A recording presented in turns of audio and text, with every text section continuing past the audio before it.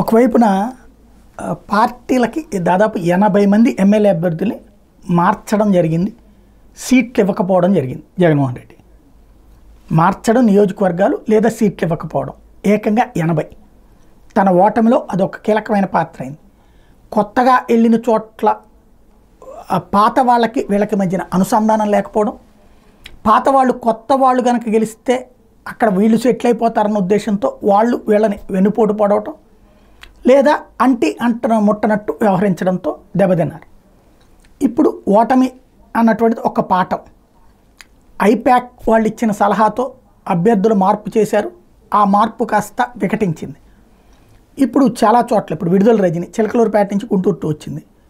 ఇక్కడ బేస్ లేదు, అక్కడైతే బేస్ ఉంది. ఇప్పుడు ఆవిడ చిలకలూరుపేటలో ఉండాలా, ఇక్కడే నడుపుకోవాలా నెక్స్ట్ ఎలక్షన్స్.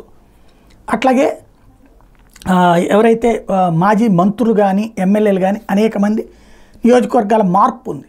ఇప్పుడు వాళ్ళు కొత్త చోట ఉండాలా, పాత చోట మళ్ళీ వెళ్ళిపోవాలి.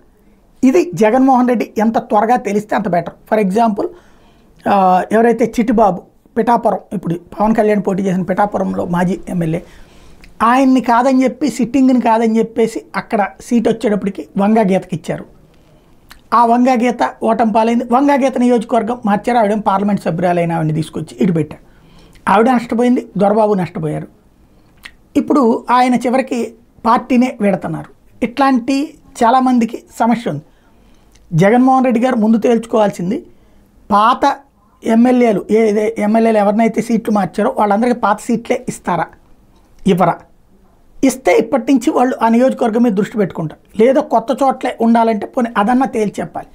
అటు ఇటు కానీ అయోమయం ఉంటే ముందుకు వెళ్ళాలో వెనక్కి వెళ్ళాలో తెలియక జేబులోంచి రూపాయి దిగిపోతే కార్యకర్తలు ఇబ్బంది పడతారు, అటు పార్టీ ఇబ్బంది పడుతుంది.